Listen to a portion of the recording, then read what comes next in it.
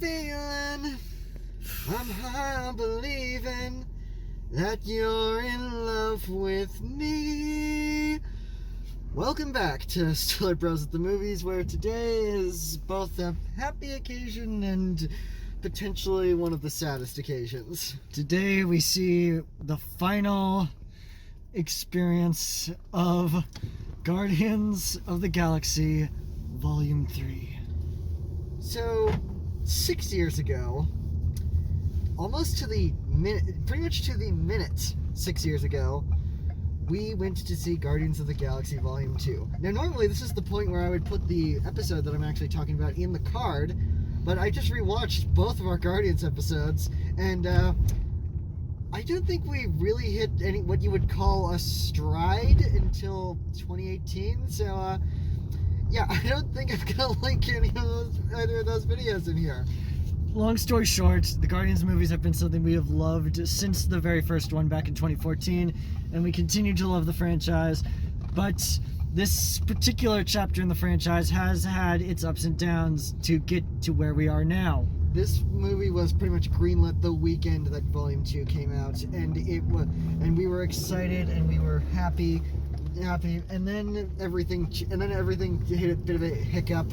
We won't get too deep into it because we already went through it when we talked about James Gunn's last feature film in The Suicide Squad. You can just click the card right now to kind of get an idea of what our feelings are on the matter of how everything went down there. Long story short, we were huge proponents of the Rehire James Gunn movement, and we're happy that it actually came through, and we are actually seeing this movie at least in some form of how he intended it to go. And now, here we are, Guardians of the Galaxy Volume 3. What can be said now except for the fact that everyone's here. Everyone's back. From Chris Pratt to Bradley Cooper, the cast that stood by James Gunn's side the entire time is back for this, the final chapter. We have obviously returning Chris Pratt, Bradley Cooper, Sean Gunn, Vin Diesel, Zoe Saldana, Tom Clemente, and Dave Bautista, and many more along for the ride. But we also have some newcomers, specifically Chakudi Awuji, who James Gunn worked with on Peacemaker last year. And now here he is as the new villain of the piece, the High Evolutionary. We also have Elizabeth Debicki reprising her role from the previous Guardians movies and bringing into the fold Adam Warlock, played by Will Poulter. Now, a lot of people were really hoping that Keanu Reeves would play Adam Warlock, and so they were obviously a little disappointed when the guy from We're the Millers and the Maze Runner showed up. Obviously, we don't care, because as long as these movies keep being good by our metric, we will be fine with whatever casting decision comes across it. Looking at you, potential Mila Kunis as the Thing. Yes, we also have Linda Cardellini making her second MCU role as Lila the Otter, which means that Wendy Corduroy is an otter with a dark side. If you get that, we love you. Anyway, Guardians of the Galaxy Volume 3 is built on this incredible thing that we have been hyping up in our minds this entire time. Guardians of the Galaxy Volume 2 was the first Marvel movie that we ever cried at. Yeah. We didn't bring that up when we actually talked about Guardians Volume 2, because for some reason we were so determined to make it seem like we didn't like it as much as we did. Upon rewatching, revisiting, and everything like that, it is legitimately superior to the first film in so many ways, including the emotional stakes. And it helps that we watched all of the stuff that we watched, pretty much everything the Guardians have appeared in up to this point, just to have that kind of refresher in our minds. This week we've watched the Guardian, the first movie, the second movie, and the holiday special, as well as Thor: Love and Thunder. And so we're kind of got fresh in our minds where the Guardians are staying. And if I'm being entirely honest, I have not been this excited to watch something that I know I'm gonna cry at since last month, but that's neither here nor there. Yeah. but it's gonna be. But I think this is just gonna be a fantastic closer to it. James Gunn clearly has put his heart and soul into this franchise by the fact that when he turned in what was originally intended to be the final draft of the script, he posted on Instagram with the caption "My Heart." Then, of course, all that bullshit happened, and then he wrote the entire script basically from scratch because Mike Cernovich had to try to take down a left-wing celebrity. Speaking of writing, normally we would probably plug the fact that we want to write a Gwenpool script at some point in our lives here somewhere in this video. But since the Writers Guild strike is going on, I don't feel comfortable doing that. So instead, I'll just point out where I plan on going when Twitter goes belly up. There's my escape plan. Hope you're all ready for it. Hashtag WGA writer strike.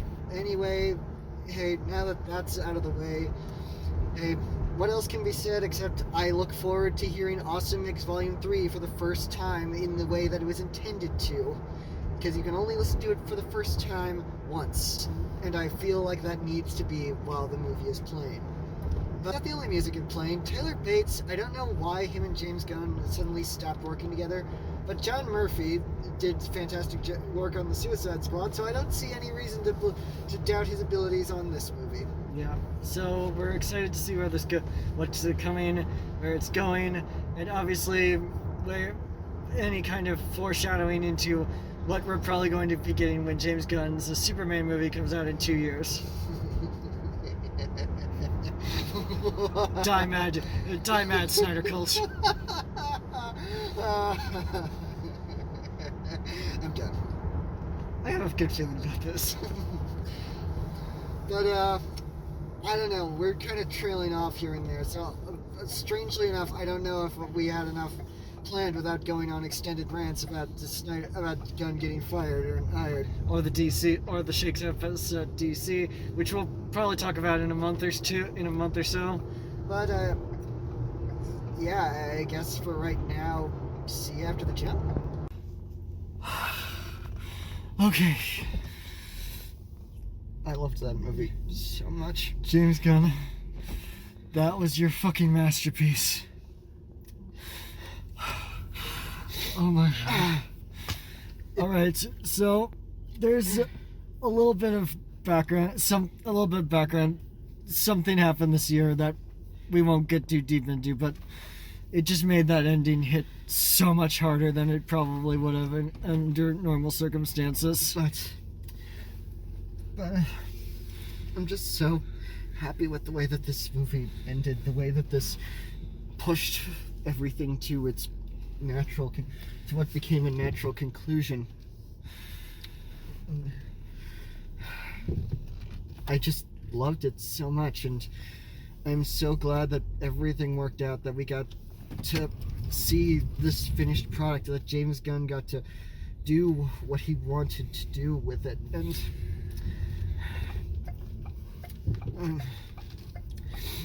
let's get into it. This is in a lot of ways this is Rocket's show, so it's fantastic the things that were managed to get done with the CGI, the performances from the on-set actors and the voice actors that brought Rocket to life this movie. Rocket is nothing if not a collaborative performance from not just Sean Gunn and Bradley Cooper, but the animators who bring Rocket to life. And this is, in a lot of ways, Rocket's movie, Rocket's story, and it has a it has so many beautiful moments, but ultimately it also has a message that James Gunn obviously is very passionate about. These are movies about found family and the beauty of it, and these characters are just so real to us after 9 years and so many experiences with them, that when the credits roll and we see this montage of photos from across the franchise, it's just like seeing your friends for the last time at graduation, and just hoping that one day you'll be able to feel these memories again. There's a Chris Pratt turns in a good performance as Star-Lord as always. I know that there's a lot of people who just jump on Chris Pratt just because he happens to be not in everybody's box of what they want politically. He doesn't speak out on certain he doesn't speak out on certain topics. He goes to a church that a lot of people say is homophobic, which is, I guess, most churches. And so they automatically just assume that he's this right-wing nut job, when, guys, I will not suddenly abandon Chris Pratt until he suddenly shows up on like Daily Wire or a weird PSA on PragerU. For right now, Chris Pratt is fine, and I think that he turned in a fantastic performance as Star-Lord across all three of these movies. Zoe Saldana did fantastic work, basically playing a completely different character than she was playing in the first two movies.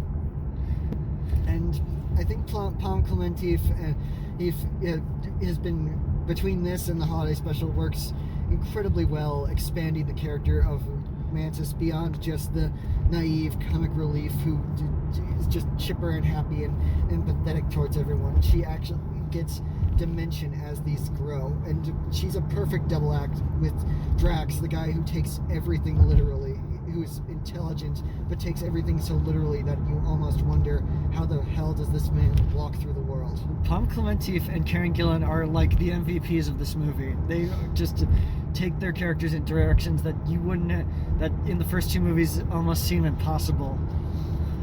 And then there's the High Evolutionary.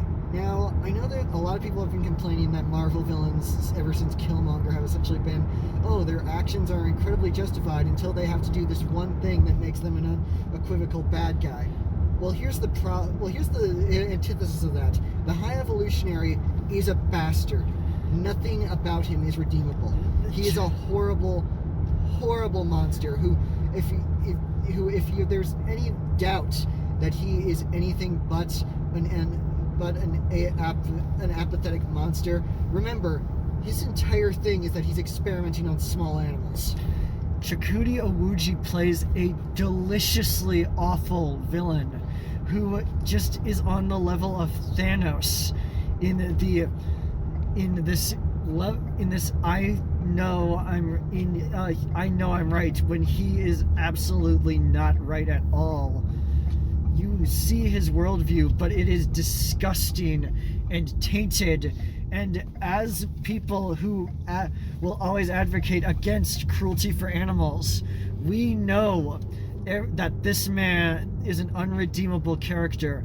And that is why Chakotay Owuji did such an amazing job playing this monster. The soundtrack, as always, is fantastic. A perfect combination of songs to really get the blood pumping on the action scenes and get the heartstrings playing at the right emotional moments. James Gunn is nothing if not a big music fan, and between the songs we know and love from over the course of years of being music fans ourselves to the discoveries that we've never heard before, this is an awesome mix. Volume 3 is another fantastic entry in this collection. And everything about this, we don't know where we're going next, but it'll be interesting to see the Guardians moving to the next level, to their next step. The team, as it has stood throughout the franchise, is gone now, but that doesn't necessarily mean that what you probably think it means. James Gunn's script is the strongest it's been in the entire franchise. It truly is. It's the best of the trilogy, and it truly is James Gunn's ultimate masterpiece, which I almost feel bad for him because now he's got to try to top it. Yeah, Superman. Now he's got to do. He spent so much time making us care about these C-tier at best heroes from the Marvel universe that nobody outside of hardcore geekdom ever heard of. And now he's got to make the most well-known superhero of all time into a movie. He has to make that feel new again, and we don't know what his plan is. We don't know what's going to happen once the Flash goes through that last Flashpoint run and we see the other side of it. But for right now, James Gunn's masterpiece is the Guardians of the Galaxy trilogy. It's trilogy. As a whole, it creates this wonderful, emotional whirlwind, and I couldn't love it anymore. This is just... And like we said at the beginning of this part, this ending hits all the right notes at a time when it turns out we really needed this particular note to end on. 3 months, especially since it's almost 3 months after. I'm not going to talk about that. But it's just wonderful. I loved this movie. Anyone who says that, and at this point, if the reactionary bullshit artists who have taken to hating every Marvel movie since Captain Marvel have anything to bash this movie for, then we will have true proof that they are disingenuous monsters who will only react with hatred towards anything that you put in front of them and pretend and actually has meaning beyond look at the pretty action sequences. This is a movie that proves Marvel is still viable. Their superhero fatigue does not exist, and ultimately this is an emotional ending to a franchise that showed that Marvel continued to have things to say. And I think in the end, that's all we can say. This is a franchise that made us care about a talking raccoon and a tree monster teaming up with a group of ragtag aliens and becoming a family. And we saw that family, and we got to spend time with that family one last time as they flew away together into the big forever sky. So, on that emotional note, thank you for watching this video, and don't forget to be sure to subscribe to this channel, like this video, share it with your friends, leave in the comments what you thought of Guardians of the Galaxy Volume 3, and don't forget to tune in next time. I forgot to check what's next time. When the end begins. Bye.